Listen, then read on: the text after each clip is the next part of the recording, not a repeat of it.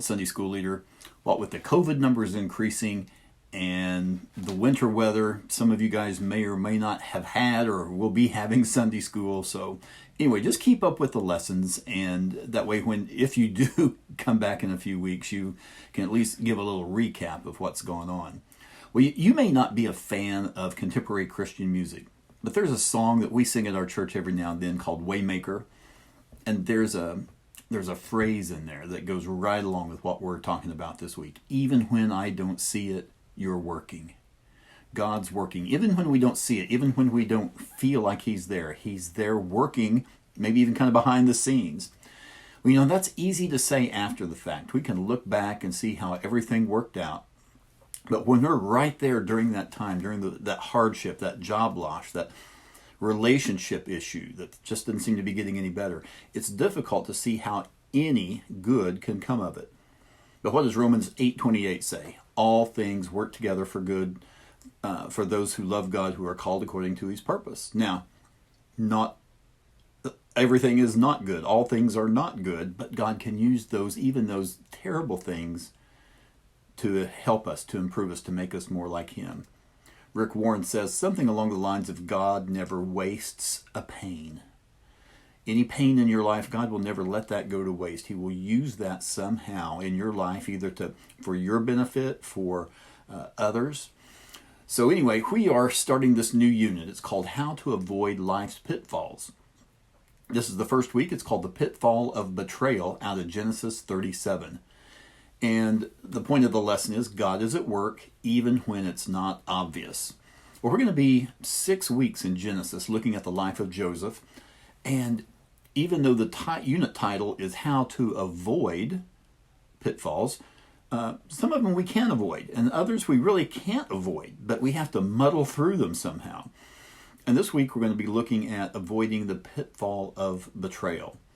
Now, we can't avoid being betrayed, okay, but we can learn how to face betrayal as Christ did, thereby avoiding the pitfall of sin that we might fall into when we're betrayed, the way we respond, the way we react.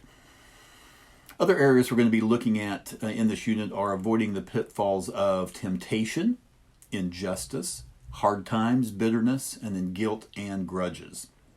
This whole time we're going to be looking in the last part of Genesis at the life of Joseph and the example that his life gives us. Well, several of the folks at our church are going to be very familiar with this story of Joseph. In the last several years, I've done 2 studies on what's called dysfunctional families, looking at Abraham, Isaac, and Jacob, Joseph. And sure enough, that family, we'll look at this here in a minute, that family is very dysfunctional, even though they are the patriarchs of the faith. Back in October and November of 2014, so that was, 7.5 years ago, LifeWay did a Sunday school series called Overcome, Living Beyond Your Circumstances. Now, I retaught that lesson series on Wednesday nights back in January and February of last year because I preached a sermon in December of 2020, had people list out different prayer requests, different things they were going through and come up, lay them on the altar. And there were a lot of hurts, a lot of needs. And so I thought, let's just address how to overcome some of those things. So we've been looking at this life of Joseph here for quite a while here at our church. So this series gives us a good foundation of how to deal with painful situations. Now, if you have notes, maybe you've been teaching for 10 or 20 years and you may keep your notes, your Sunday school lesson notes so if you have those from back in 2014, you might want to go back and take a look at it. Maybe you kept your old teacher's books as well. You might go back and look at that as well. Because these lessons are very similar. Now, for some reason, I didn't do a prep talk video for every lesson back during this unit. There are a couple, so if you want to go back and look at that time frame, there's a couple. I don't think this particular week is in that. Well, this week we're looking at betrayal. And to some degree, everyone has betrayed and has been betrayed. All right, several in your classes have probably been betrayed by spouses, many betrayed by friends or coworkers, backstabbing, trying to get ahead in the company, maybe even some by family. And that's exactly what we're looking at this week because Joseph was betrayed by his brothers. Now, a good opening question might be, Hey, who in here grew up with brothers and sisters? And what did sibling rivalry look like in your house? You probably get some funny answers to that question. Now, those of us who know this story of Joseph, we know how the story ends. Okay, we know that we know the fact that God was at work even when it didn't seem like it in Joseph's life. Of course, that's true in our lives as well. But this week we're going to be looking at betrayal. And when we've been betrayed, it hurts because betrayal indicates that there is or there was a relationship. See, God created us to be relational beings. And whenever a relationship is betrayed, it hurts. In this lesson, we're looking at Joseph being betrayed by his brothers, and he was left with little hope. But all the time, God had a plan. He was there the whole time. We see Joseph mentioned a few times in Genesis chapter 30, 33, and 35, but we really pick up his story in chapter 37. Well, as you look at those first few verses, Genesis 35, 1 through 5, let's first look at this chart of Jacob. Okay, this is his family tree here. Jacob, his wives, his sons. Now with Leah, he had 6 boys and a girl. And then Leah's servant, Zilpah, there was 2 sons that came, that she bore for him. Rachel, his other wife, had 2 boys, Joseph, who we're looking at this week, and Benjamin. And then Rachel's servant, Bilhah, had 2 boys. And in these first 5 verses, we see those 2 servants, actually they're sons that Joseph is with, whom he tattles on.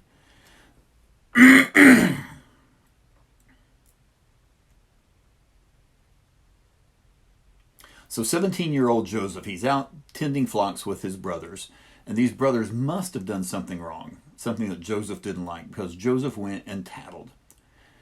Nobody, even back then, nobody likes a tattletale. Right? Joseph, he's really setting himself up to be disliked. And couple that with the fact that he was Jacob's favorite.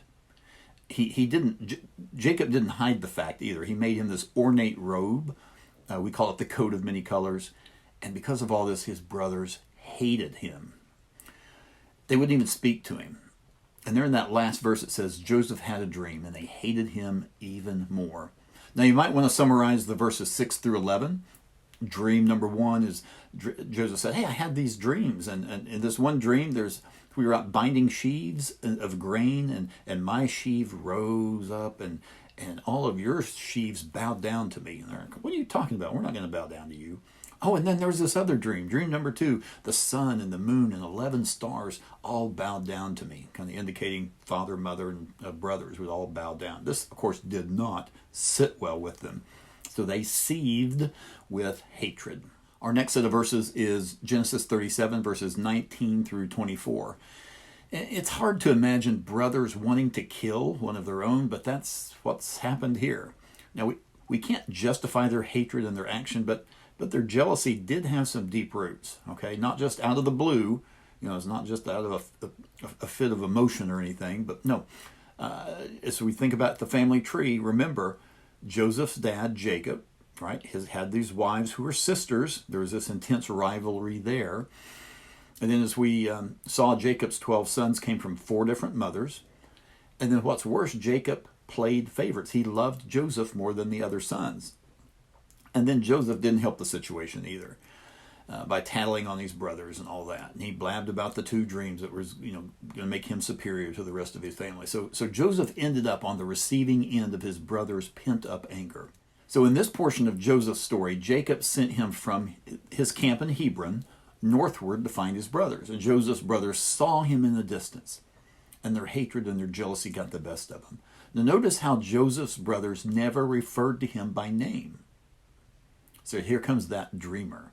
Right? Perhaps their bitterness toward him had become so great that they found the name of Joseph difficult to speak. Verse 18 says that the brothers plotted against Joseph. That Hebrew word translated plotted always refers to devising evil plans. And here the evil plan was that some of the brothers intended to kill him, throw him into one of the pits. And the pit was most likely originally built for collecting rainwater. That's why the NIV uses the word cistern. Now Reuben, Jacob's oldest son, did not consent to their plan. However, they suggested they put Joseph in a pit while he was still alive. So the brothers' pent-up hatred of Joseph exploded when they got their hands on him. First, they stripped off that robe, that coat of many colors that he had on, because that special garment had become the focal point of their growing anger. Now remember, why was that? Well, it was given by Dad. They didn't get one. Now, can you imagine growing up with a bunch of siblings, and out of the blue, Dad gives the youngest one a brand new bike, all shiny, new, all that. Sporty, it's flashy, it's shiny. Now, no other sibling ever had a bike, much less a brand new bike. Can you imagine that? That's kind of how these guys are feeling. So jealousy overtook them, then they threw him into a pit. Now, if Reuben had not pleaded with the others not to kill Joseph, they probably would have killed him before throwing his body down into the pit. So at least at this point, Joseph's still alive, but he was in a deep hole that was empty. And that's where we find ourselves sometimes figuratively. When we're betrayed, we find ourselves in that pit. We don't think there's any way out. But the good news is that even in the midst of betrayal, you can trust that God has not abandoned you. You can rest assured that he is always involved in your life, whether even when it's not obvious. He's at work. Okay, let's look on and see how the rest of the story develops. So the lesson skips verse 25, and I don't know why. Just go ahead and read that. So in Genesis 37:25 through 27, we see that Joseph went from meeting his brothers to staring death in the face. He was thrown down into the pit, and that must have physically hurt.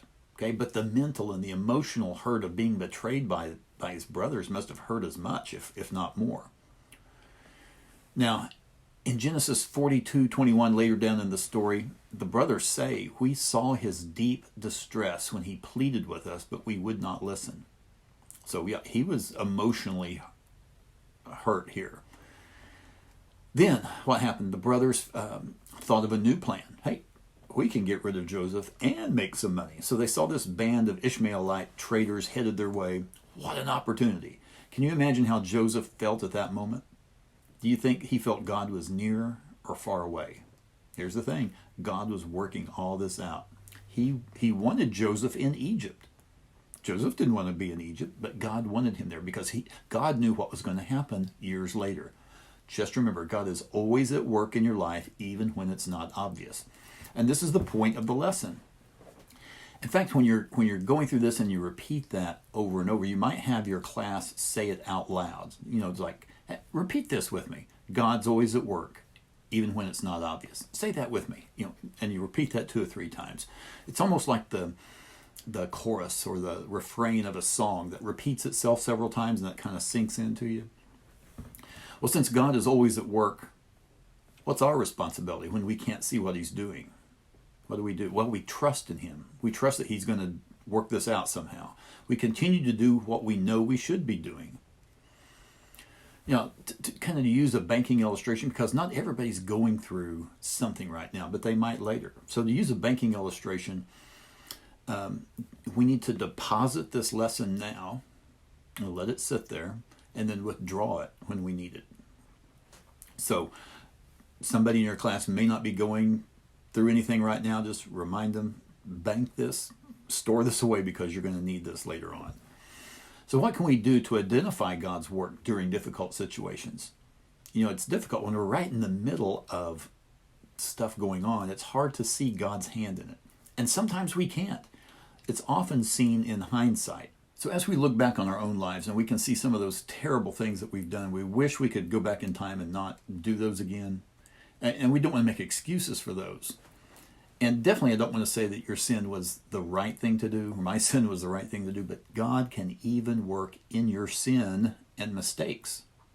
You can say, I wasn't the faithful parent I should have been. I wasted so much of my time of my life in sinful living. I didn't speak up for Jesus like I should have. Those are things God can even work in those things, even in our failures, for the good of his people. Now, God can even work in our lives in spite of these things. Not only does God never waste a hurt, he can take a trial and turn it into a testimony. I'm going to give you just a little sneak peek into next week's lesson. If we look in Genesis chapter 39, verse 2, the first 5 words of that verse sum up the main idea of this lesson. The Lord was with Joseph.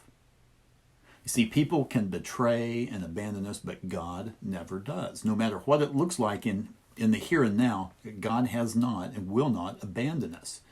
Joseph may have questioned why these things were happening to him at the time, as we probably would, but he remained faithful to God, and we'll see that in these upcoming lessons. Now, God doesn't necessarily rescue us from all of our difficulties. I'm sure he wanted God to rescue him from that pit, or as we'll see these other things that happen in his life, want him to rescue from them. He wanted God to rescue him from them right then. He didn't do that. But we can be assured that he walks with us through them. Now, much later in the story, we'll see why God allowed him to experience these events. It was God's plan all along to have this, for Joseph to have this powerful position in Egypt, a position that was going to keep his family alive during a famine and maintain the bloodline for the Messiah that would come much later. So even when you're betrayed, even when you're wronged, continue to trust that God will work out all things for your good. God will never betray, never abandon you. So one last thing you might leave your class with is there one betrayal in your life that you are finding it hard to forgive, finding it difficult to forgive, finding it hard to get past? Well, take a step this week to move toward forgiveness and healing that relationship or forgiving that, okay? Well, next week we're going to be looking at overcoming temptation. That's definitely something that everybody can relate to. All right, guys, thank you so much for listening to this long prep talk. Don't forget to pray for and with your class this week. Thank you guys for watching.